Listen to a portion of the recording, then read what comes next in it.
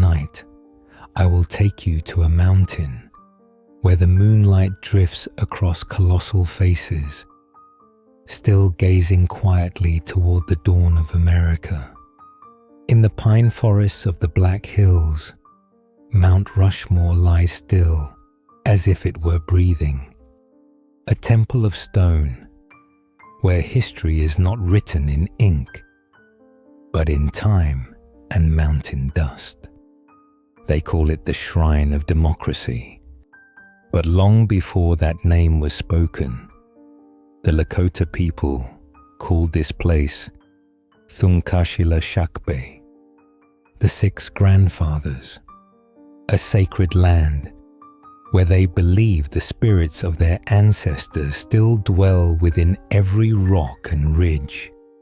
And deep within the heart of the grey granite, there is a sealed door, a door never meant for human footsteps.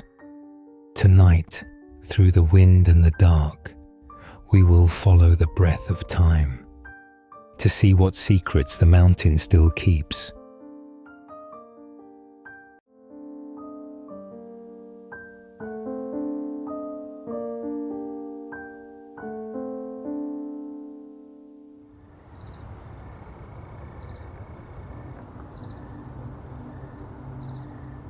Beneath the deep pine forests of South Dakota lies a mass of rock that has existed for more than 2 billion years. A vast block of granite that people call Mount Rushmore. When the sun is still asleep behind the hills, the first light of day gently touches the pink and grey veins of stone. The granite here is so hard that even steel drills must pause to breathe. Thin layers of mica schist shimmer beneath the sunlight like summer water. According to reports from the National Park Service and the US Geological Survey, this is one of the most durable rock formations in all of North America. Every 1,000 years, it wears away by only the thickness of a coin. The rate of erosion, just 1 inch every 10,000 years, has made this place a symbol of endurance. It feels as though nature chose this land to keep the memory of humanity longer than any page could hold. Each morning, as the sun rises from the east, the light falls across the southeastern face of the mountain, bathing it in a soft golden hue. The stone seems to glow from within. Each vein lights up like a pulse beneath the skin of the rock. People say the light at Rushmore does not simply touch the stone. It awakens the memories that sleep within it. The wind slides down the slopes and disappears into the pines, leaving a sound like the slow breath of an ancient being. The mountain breathes. Time moves slowly in silence. But before that light had a name, it once shone upon the prayers of the old ones. The Lakota called this place Thunkashila Shakbe, 6 grandfathers, 6 spirits representing the 6 directions: east, west, south, north, above, and below. They believed the mountain was a sacred pillar connecting heaven and earth, where the spirits of their ancestors watched over their children. When the first light passed through the pine peaks, the elders said it was the moment when the 6 grandfathers smiled. For generations, the Lakota came here to pray, speaking to their ancestors in the language of the wind. To them, the mountain was not stone. It was a memory. It was the living heart of sacred land. Then time moved on.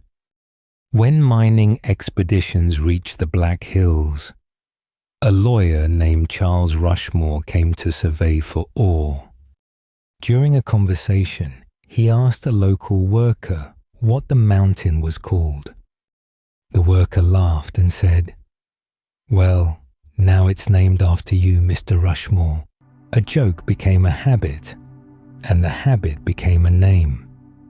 By 1930, the US Board on Geographic Names made it official. Mount Rushmore. The old name, Six Grandfathers, faded into the mist of legend. On maps, the mountain carried its new name, but to the Lakota, it still belonged to the ancestors. Two names, side by side, one written on paper, one held in spirit, and between them, the wind kept blowing, holding a balance between two memories. Then one day, humanity wanted to carve a new memory into the mountain. In the early 20th century, America was searching for a symbol of itself. Historian Don Robinson dreamed of a monument that would draw travelers to the Wild West. He imagined frontier heroes, explorers, and native leaders carved into the Black Hills, a stone epic of American history. He proposed the project to sculptor Gutzon Borglum, a man who had already worked on great monuments. But Borglum shook his head. The rock at the Needles was too brittle. Wind and ice would destroy the carvings within decades. "If you want to carve into time," he said, "find a place where light lives with the work." After months of searching, Borglum stood before Mount Rushmore. The mountain faced southeast, catching sunlight all day, its shadows brief and soft. He said the light here would awaken the face of America every morning. In the Needles, he saw darkness. In Rushmore, he saw dawn. His decision was both practical and poetic: to carve the faces where the light would never fade. When Borglum laid his hand upon the granite, he said he could feel the mountain's pulse. He imagined the sunlight flowing across the carved lines, giving life to the stone. He believed that when light touched it, the four faces would become the spirit of the nation. Engineers mapped each vein of rock, measuring every angle and depth. The granite was nearly perfect. No major cracks, no hidden pockets, only dense, ancient strength. Borglum smiled and said, "This is not just rock. This is the backbone of America."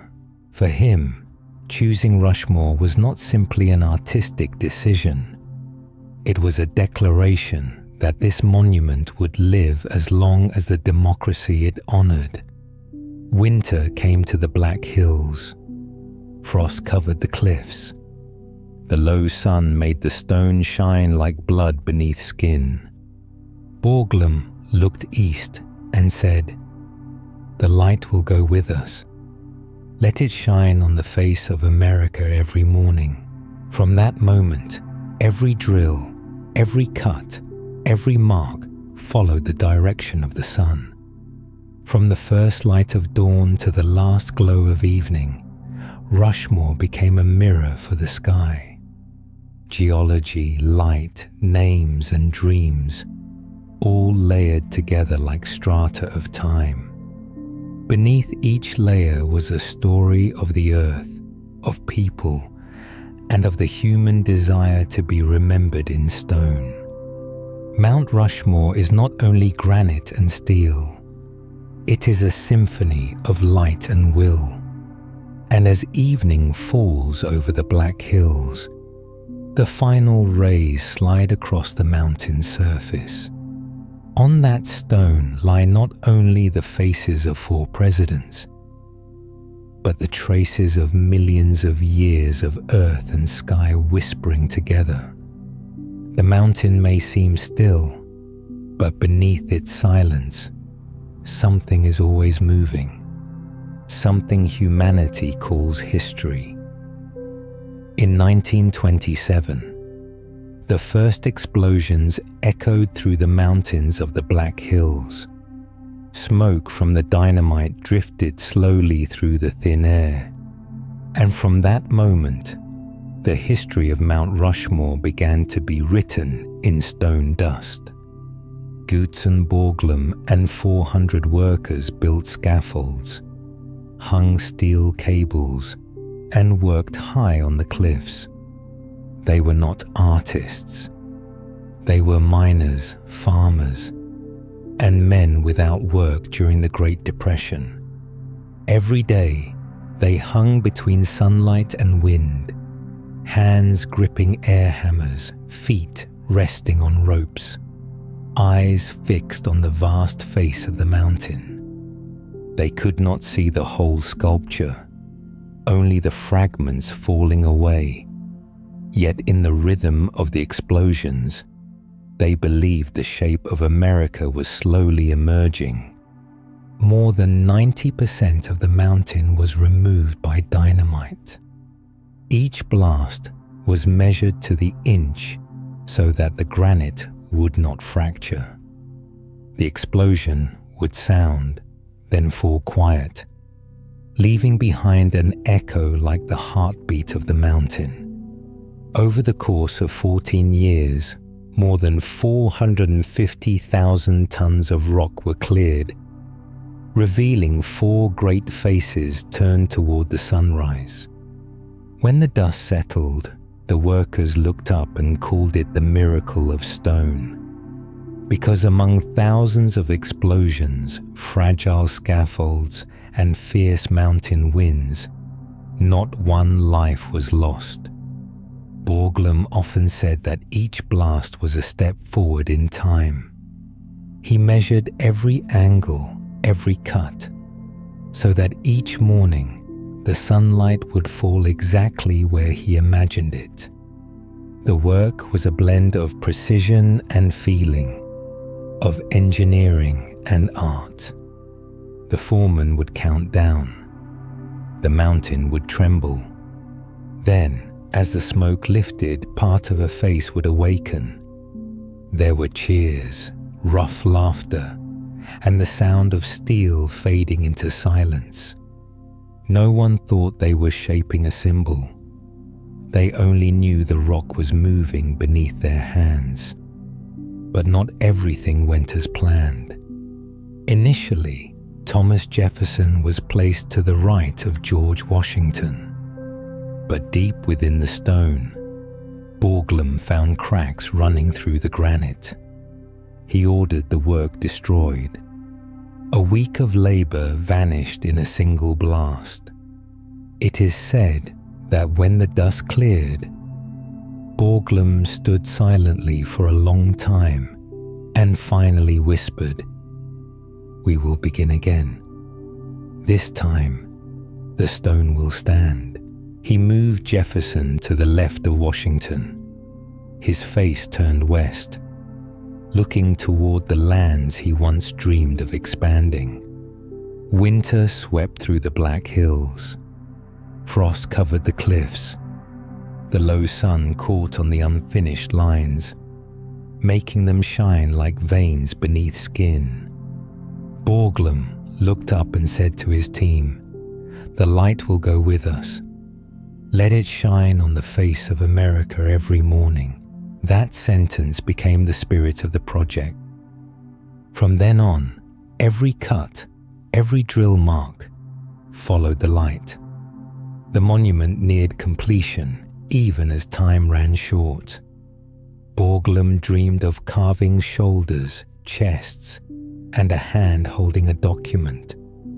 But the funds were gone, and the world was turning toward war. When he died in 1941, his son, Lincoln Borglum, completed the final details before the work stopped. The unfinished parts remained locked within the mountain, like a dream half-carved.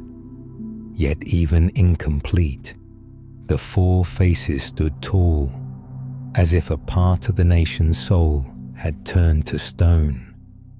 The wind still moves through the old carvings. And when the tools fell silent, one question remained. Which faces are worthy to be carved into time? The 4 faces were not chosen by chance. Borglum believed they represented 4 eras of the nation: birth, expansion, development, and preservation. George Washington, the founder, stood for beginnings and perseverance. Thomas Jefferson, the author of the Declaration of Independence, embodied the spirit of exploration and innovation. Theodore Roosevelt, who led America into the industrial age, symbolized strength and progress. And Abraham Lincoln, the face of compassion, represented unity and the preservation of the nation's soul. Under Borglum's hands, they were more than portraits.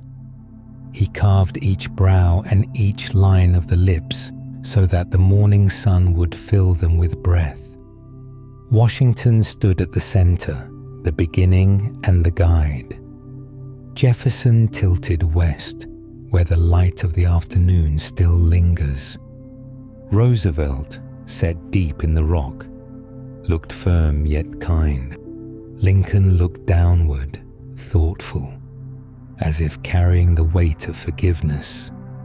4 directions, 4 spirits, 4 chapters of one story. Not just the story of America, but of human will before nature. As evening falls, the last light brushes their faces and fades into quiet. Only the wind remains and the cold breath of stone. People say that on misty mornings, if you stand at the mountain's base, you can still hear the sound of distant hammers. Not the sound of work, but of faith. The belief that humanity can carve eternity into stone. Borglum once wrote that he did not want to build a monument. He wanted to write a declaration in stone. He believed that when the work was done, those 4 faces would speak for millions of Americans, of freedom, of hope, and of the courage to rise beyond their limits. Through every explosion, every falling shard, not a single life was lost. It was as if the mountain itself stood with the men, guarding the hands that carved it. They called it the miracle of stone, a story unwritten, but remembered by all who once stood there. Today, when visitors look up at the 4 great faces against the sky, few remember what lies beneath the surface: the drill marks, the cracks, and the breath of those who came before. Rushmore is not only a monument of rock, but of humanity, of sweat, dust, and belief. The mountain has spoken through light and thunder, and those faces, though still, continue to tell the story of small hands and great faith. Behind the perfect lines, there is still something unspoken, a story waiting within the stone, a story still waiting to be heard by those who will listen. Behind the face of Abraham Lincoln, there is a narrow passage deep within the mountain. Few people know that it is not a natural crack, but the remnant of an unfinished dream. In 1938, when the carving of the 4 presidents was nearly complete, Gutzon Borglum began another project he called the Hall of Records. It was a secret chamber he hoped would tell the story of America to generations yet to come. He imagined a grand hall carved into the granite, 25 meters high and 30 meters wide, with an intricately detailed arched ceiling. There, He wanted to place copies of the Declaration of Independence, the Constitution, and the documents that shaped the nation. A library in stone, where memory would never fade, even when time erased everything else. To Borglum, the four faces outside were only the surface of history. This room would be its heart. The work began in the freezing winter of 1938. Each strike of the drill echoed into the mountain, opening a tunnel that reached deeper each day. The engineers said they had to hang from ropes on the cliffside, blasting small charges to avoid cracking Lincoln's face above. The rock was hauled away cart by cart, falling into the canyon below like ashes from a dream taking shape. Borglum often stood at the tunnel's mouth, arms folded, watching the stone open layer by layer, his eyes filled with determination and faith that he was touching something beyond time. But war was coming.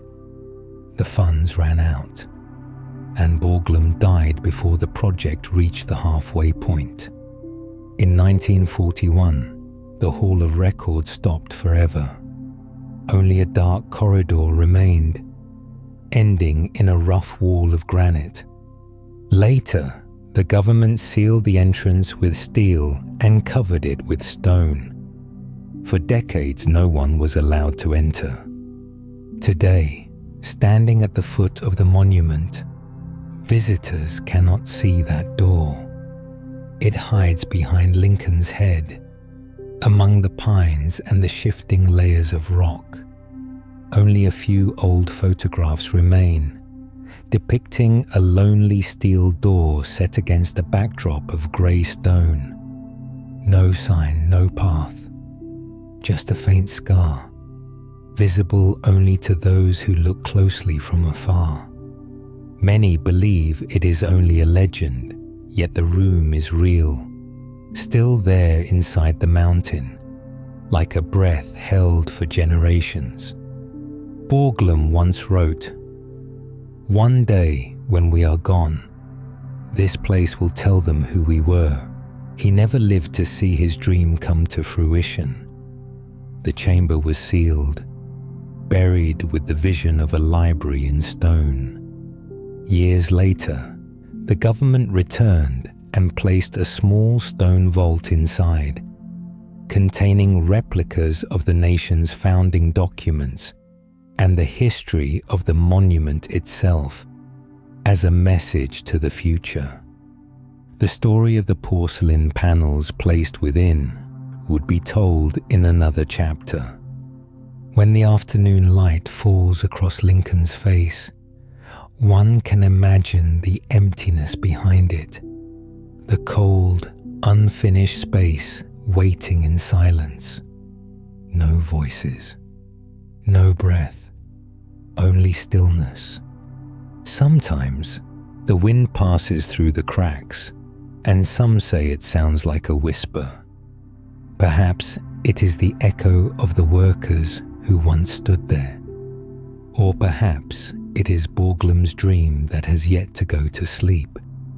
Rushmore does not only have four faces turned outward, it also has a sealed heart within, a place untouched by time. But the secret of Rushmore is not only inside the mountain. It is also written on its surface, in the tiny marks that time has not yet erased. Under the sunlight, thousands of small dots shimmer like silver dust. Many visitors think they are ancient symbols or secret carvings, but they are not. They are the remains of a technique the workers called honeycombing. Each drill hole was placed a few inches apart, so that the dynamite could break away thick layers of rock without cracking what remained. After the stone split, the workers smoothed it with air hammers, then finished it by hand to form the curves of the faces. In the sunlight, those marks resemble the cells of a giant honeycomb, the result of thousands of repeated drills over 14 years of labor. Even today, if you stand close to the monument, you can still see them. Tiny dots on the stone skin of the 4 presidents. Some say they look like paws, making the mountain seem alive, as if it were breathing. For those who know the history, they are the traces of labor, the rhythm of human hands left on the rock. Each drill mark is a breath, a drop of sweat, a fragment of memory from those who once hung high above the ground. The Hall of Records, the room that was never opened, and the honeycomb marks on the surface are 2 sides of the same story. One is the dream of an artist who wanted to keep America's memory inside the mountain. The other is the work of ordinary people who carved that dream into the stone. One side is hidden, the other is in plain sight. Together, they make Mount Rushmore more than a monument. It is a living symphony of the unfinished, a place where what has been forgotten still endures, quiet and strong as the mountain itself. There is something few people know. The mountain where 4 presidents are carved in stone was once sacred land, long before America was born. To the Lakota Sioux, the Black Hills are not just land. They are the heart of the world. They call this place Hesapa, the Black Hills.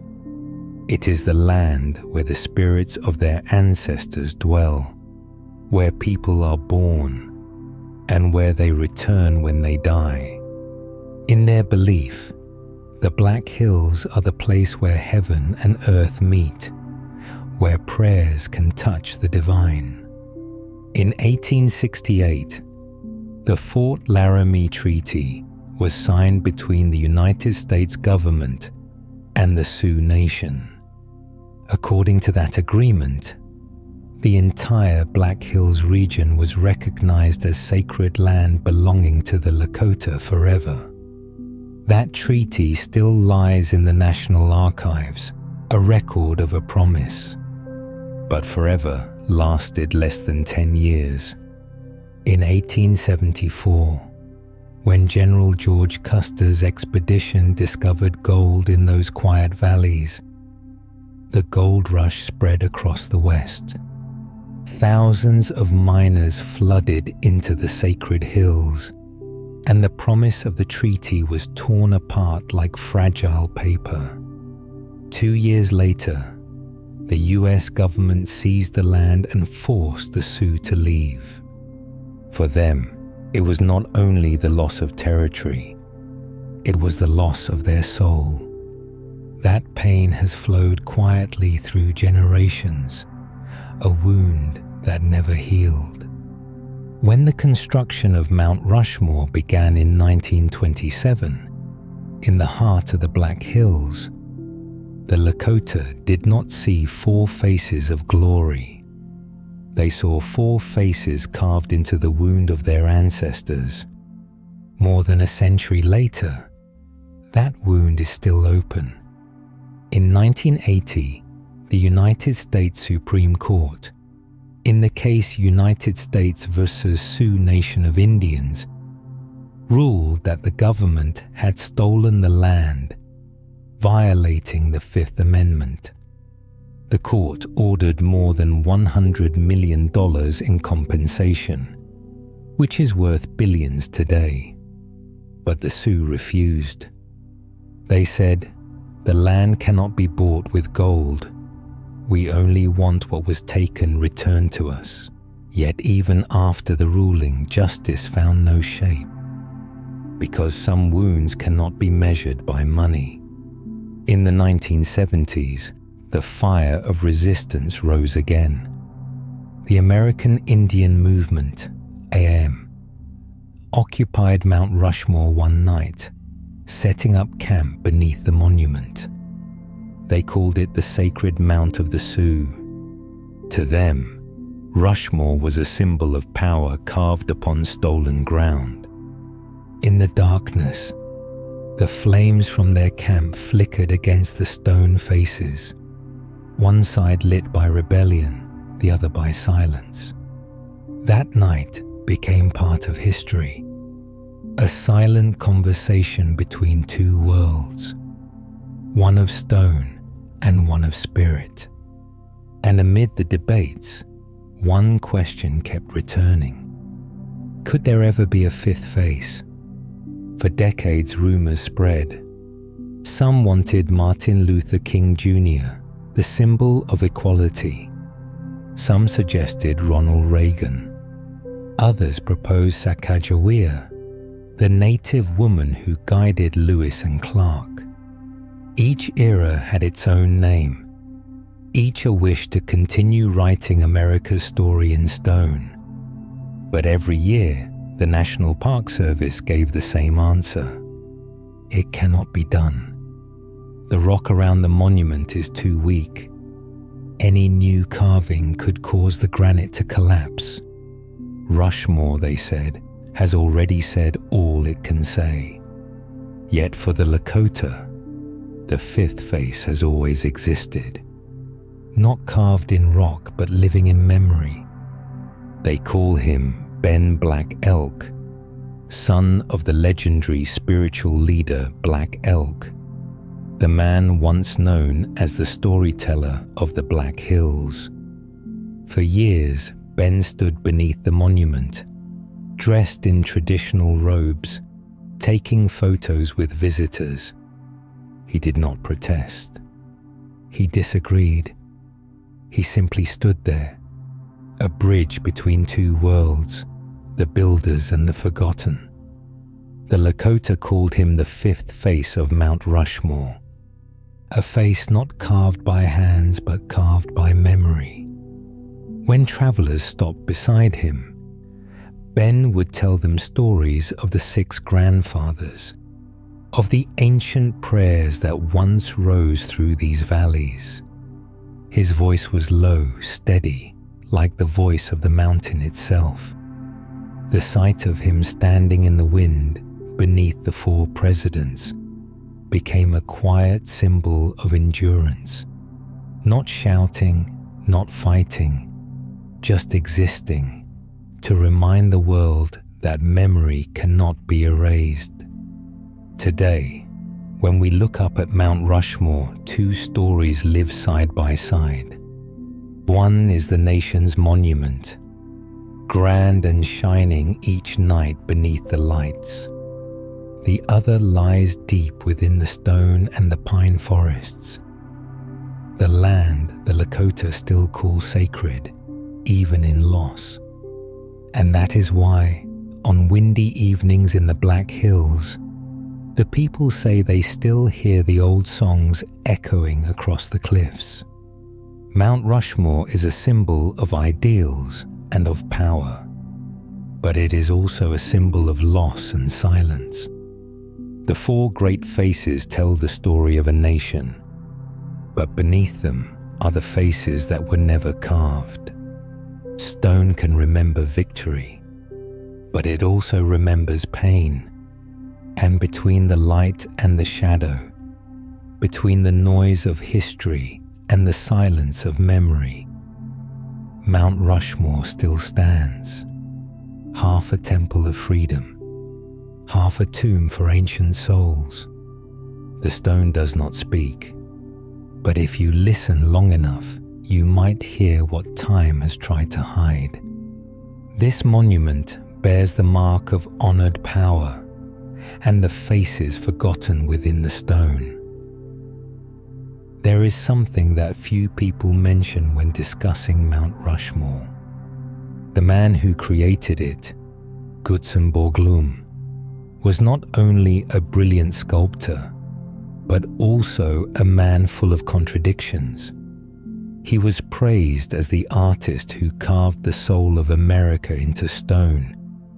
Yet his life stood between light and shadow, between ambition and obsession, between the hunger for greatness and the fear of being forgotten. Before he ever reached South Dakota, Borglum worked on another great mountain in Georgia, known as Stone Mountain. It was a massive carving of 3 Confederate leaders from the Civil War: Jefferson Davis, Robert E. Lee, and Stonewall Jackson. He believed he was carving history into the mountain, but for many, that history was a wound that had never healed. Stone Mountain was more than a monument. It was a political statement. The United Daughters of the Confederacy led the project, and many members of the Ku Klux Klan gave their support.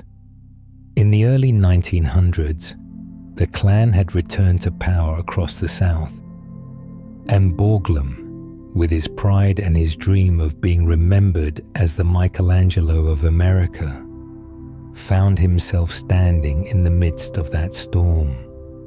There was never proof that he was a member of the Klan, but his connections with its leaders were real. He met with them, accepted their funding, and in private letters spoke of his sympathy for what he called the rebirth of Southern pride. He was a man of strong belief, sometimes too strong. He believed that art should serve the ideals of a nation, even when those ideals were divided. Soon, the project collapsed. Borglum fought with the organizers over control, over money, over the meaning of the work itself. Before he was forced to leave, he destroyed the original model and said quietly, "No one else will touch my dream." He left Georgia in anger, his reputation scarred, but his vision alive. From that failure, another idea began to rise, a monument that would not belong to one side, but to the whole of America. Mount Rushmore became his redemption. He said, "I will build a monument no one can claim for themselves." Yet the irony was apparent. He would carve it on land that had already been taken from the Lakota Sioux, a place where the wounds of division were still open. Still, he continued. He believed that only stone, silent and unbroken, could outlast the noise of human conflict. People said his eyes were sharp, his voice rang like a hammer, and his hands trembled slightly whenever he touched the mountain. He worked like a man possessed, walking the scaffolds each morning, checking every line, shouting orders that echoed through the valley. Those who worked with him said he did not carve the mountain. He commanded it.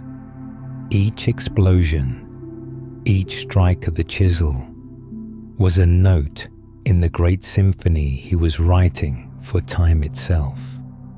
And yet, behind all that energy was solitude, a deep loneliness that came from his need to prove he was meant to leave something eternal. Many believed his past at Stone Mountain changed the way he saw Rushmore. He no longer wanted to honor one cause, but the spirit of a whole nation. He chose 4 presidents: Washington, Jefferson, Roosevelt, and Lincoln. For him, they were a unity made of stone. For history, they were the redemption of a man searching for peace within himself. But even as the faces took shape, Borglum was not finished. He wanted to carve more than faces. He wanted to carve words. He dreamed of what he called the entablature, a vast wall below the monument that would carry the words of the Declaration of Independence, the Constitution, and the 9 greatest moments in American history. He imagined the moonlight falling across those words, revealing not just the body of a nation, but its soul. He called it a prayer in stone, not carved to be read, but to exist with time itself. He said, "If the faces are the body, then the entablature will be the heart." He wanted the monument not only to be seen, but to be felt. "When the light falls across the words," he wrote, "people will understand that freedom is not only spoken, it is carved into the earth." However, the war broke out, and the money ceased to exist. The dream was never finished. Borglum sent desperate letters to Washington, pleading to be allowed to continue. In one of them, he wrote, "If we stop at the faces, this monument will only have form. But if we carve the words, it will have a soul." The government never answered. When Borglum died in 1941, the entablature remained only a drawing, a vision covered in dust. The project was abandoned, and his words lived on only in the archives. Today, at the foot of the monument, there are no inscriptions. Only 4 faces are looking toward the open sky. Some say that maybe it is the absence of words that gives Rushmore its quiet beauty, because in that silence, you can feel both what was created and what was left unfinished. Gutzon Borglum, the man who gave America one of its most significant symbols, died with many dreams still undone. He left behind unfinished works, unanswered questions, and one quiet thought that still echoes through the Black Hills. Can art ever be separated from the man who made it? Perhaps Mount Rushmore is not only the story of 4 presidents. Perhaps it is also the story of the man who carved them. A man who believed deeply in greatness and carried within him the loneliness of someone who longed to carve his name into eternity. When Borglum died, people said that a part of his soul stayed within the stone, and perhaps the mountain itself began to have a soul of its own. Every morning, as dawn spreads across the peaks of the Black Hills, the first light of day does not fall on the pine trees. It pauses on the foreheads of the giant faces.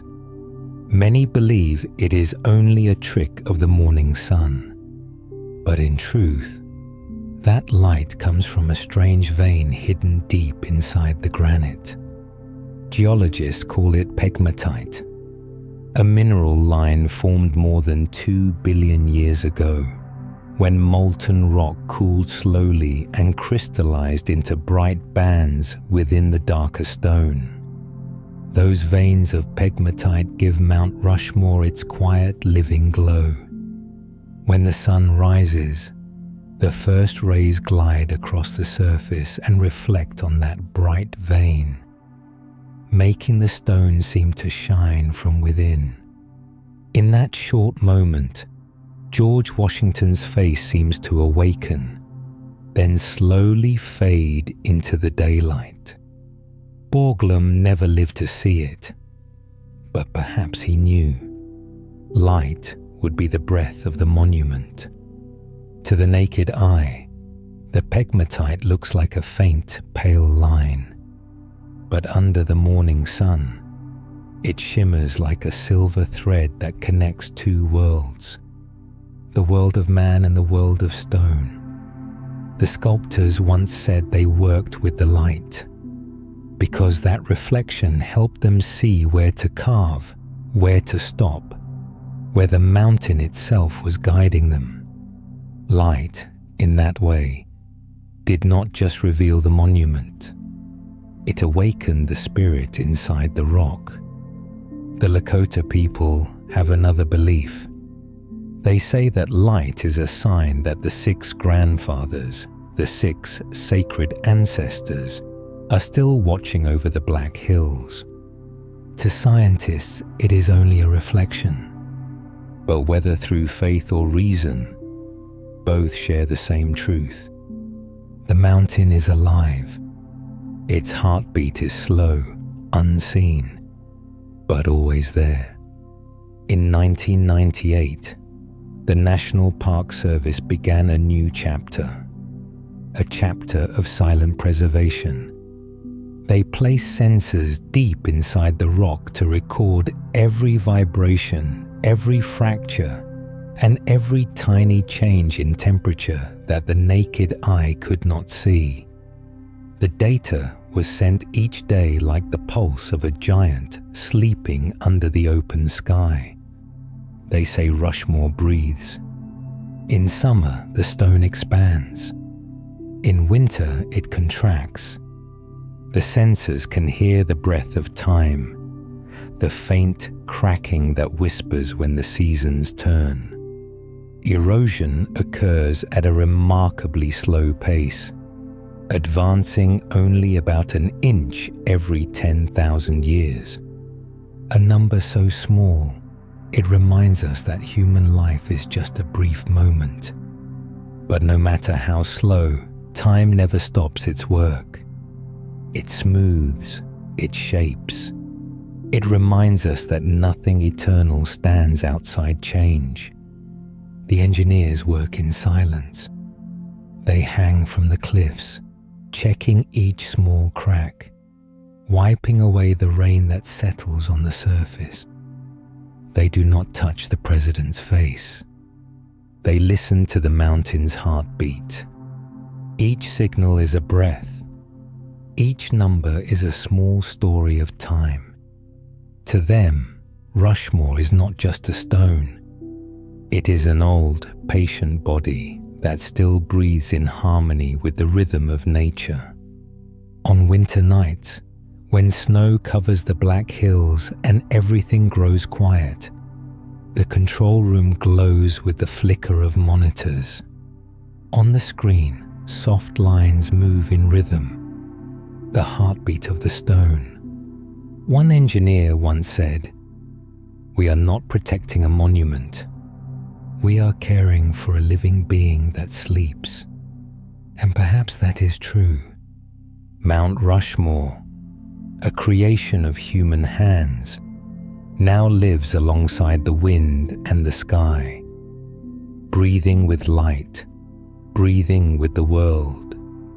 Those who work there continue their daily tasks in silence, and the mountain answers only with a single spark of light on Washington's forehead. It flashes, then fades, like a quiet thank you. If you stand at the base of the mountain on a calm morning, you may see that vein of light shimmer for just a few seconds before it disappears. It feels like the slow blink of history itself. The stone does not speak, but the light does. And in the silence of the mountain, you can feel something moving, as if time itself were leaning in, listening. The stone stands still, but history continues to unfold in quiet ways. And within that silence, there is still something that has never been opened. Behind the face of Abraham Lincoln, deep within the cold layers of stone, lies a hidden passage that few people are aware of. There are no signs, no paths for visitors, only a narrow, winding trail between great boulders, leading toward a quiet grey wall. In the late afternoon, if you stand at just the right angle, you might see a thin crack in the rock, as small as a healed scar. That is the Hall of Records. The chamber Borglum once called the Library of America the library he dreamed of carving into the heart of the mountain. The entrance sits high above, behind Lincoln's Head, a location only accessible to the preservation team of the National Park Service. A steel door is sealed within the granite, camouflaged so perfectly it nearly disappears into the mountain's skin. When the wind passes through that narrow slit, the echo that returns is deep and distant, like the breath of a sleeping mountain. The Lakota people say it is the voice of the 6 grandfathers, the 6 ancestral spirits watching over the Black Hills. To Americans, it is the memory of a nation, real but locked away between stone and time. In 1938, Borglum began drilling into the mountain. He did not want to build only a monument. He wanted to build a sanctuary of history. In his sketches, the Hall of Records was vast, nearly 25 meters high and 30 meters long, with vaulted ceilings and stairs leading into the center. He imagined placing inside it the most sacred documents: the Declaration of Independence, the Constitution, the Emancipation Proclamation, and the records of how the monument itself was created. To Borglum, the 4 faces outside were only the surface. The chamber within was the heart. But war came. Funding ran out. Borglum died before his dream could be completed. The tunnel reached only 18 meters deep. The ceiling was rough, the walls unfinished. After his death, the government stopped all work, calling the project unnecessary. The door was sealed. The dream was buried within the stone. More than 50 years had passed until the summer of 1998. With permission from the National Park Service, a team of engineers, historians, and miners returned to Rushmore to complete the final part of the idea. Not the entire hall, but the smallest piece of its heart. They reopened the tunnel behind Lincoln, removed the old rock, and stepped into a place untouched by light since 1941. Inside, there were no lamps, no decorations, only raw granite walls and the marks of old drills. At the center, they placed a granite vault containing 16 porcelain panels, crafted to endure for thousands of years. On each panel, they engraved the most sacred documents of the United States: the Declaration of Independence, the Constitution, the Emancipation Proclamation, and the biographies of the 4 presidents carved on the mountain. A few other panels recorded the project's history, the names of the workers, and a message from the National Park Service. Then came the final panel, dedicated to Borglum himself. On it was engraved a letter he once wrote, a message to the future. May the record of this memorial endure for thousands of years. Gutzon Borglum, 1938.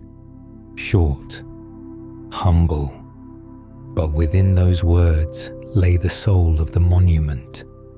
Not pride, but fear, the fear of being forgotten.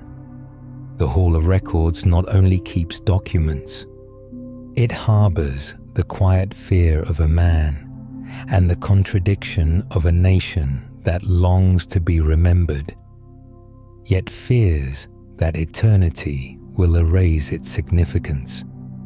The panels were placed within the vault, sealed with bronze and buried beneath the stone floor. A layer of concrete was poured over, and then a granite slab engraved with a simple line was placed on top. Beneath this place, in the Hall of Records, we have placed the most important documents of the United States of America. This is our message to the future. There was no ceremony, no cameras. Only a few people stood in the dim evening light of the Black Hills. When the final stone was set, one engineer whispered, "Now America has its heart." Since that day, the door has remained silent. Visitors at the base of the monument see only the four faces gazing toward the sunrise, unaware that behind one of them lies a chamber holding the memory of a nation. Historians refer to the Hall of Records as a time capsule, but if you look deeper, it is Borglum's final message in stone. His belief that humanity can carve into mountains, can challenge time itself, yet still needs a place to hide the fear of being forgotten. Some believe he wanted not only to preserve history, but also to protect the dream that was never completed, the entablature that never came to life. Perhaps the Hall of Records was his way of finishing it, not with hammer and chisel, but with faith and imagination. Someone once said, "If Mount Rushmore is the face of America, then the Hall of Records is its soul. Inside, there is no light, no sound. Only 16 porcelain panels waiting for someone, 100 or 1,000 years from now, to open the door and reread the message. For America, the Hall of Records stands as a mirror of two emotions, pride and unease. A young nation that wants to stand firm as a stone, yet fears the passage of time. The chamber holds not only records, but also ambition, doubt, and the memory of a people caught between the light of freedom and the shadow of power. Inside, there are no guards, no machines, only stone and silence. But every morning, when the sunlight sweeps across the Black Hills, the first beam glides over Lincoln's head and fades into the cliff. The same direction as the sealed door. It lasts only a few seconds, then disappears. To those who are unfamiliar, it is merely a fleeting ray of light. To those who understand, it is the mountain remembering what it holds. No one knows how long the panels will survive. Perhaps 1,000 years, perhaps only a few centuries. But they remain as proof of a straightforward truth. No matter how deeply we carve our names into stone, time will always decide what stays. Mount Rushmore, four faces turned toward the light, and one sealed door resting in the dark, stands as a perfect image of that paradox. Half looking forward, half looking back, half for the world to see, half for the world to search for. Perhaps that is what Borglum wanted, because if the Hall of Records had been open to everyone, it would have been nothing more than a room of paper. But sealed away, hidden, it became something more. It became alive, a mystery meant to be sought, not owned.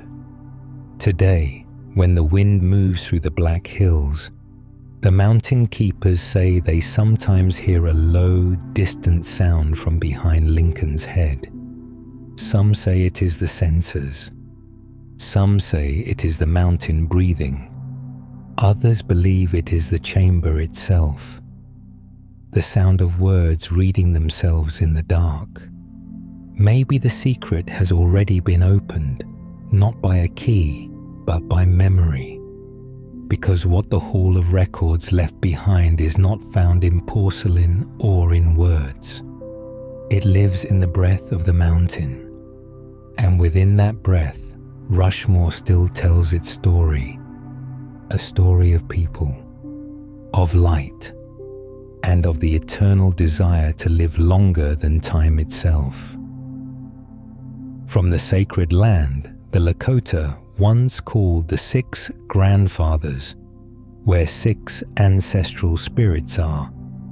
From the sacred land, the Lakota call the 6 grandfathers, where 6 ancestral spirits are believed to still watch over the world.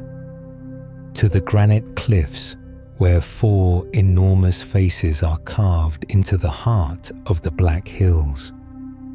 The journey of this mountain is a journey of memory. Each layer of stone is a fragment of time. Each crack is an unfinished story. At the base of the mountain are ancient tales, carried through drumbeats and smoke. On its slopes are drill marks, the dust of dynamite, and the dreams of humankind. And deep within the mountain, the Hall of Records remains still, like a sleeping heart, keeping messages meant for the future. But among all the faces carved with hammers and fire, there is another face, one that cannot be seen but can be felt. It is deeply ingrained in the memory of the native people.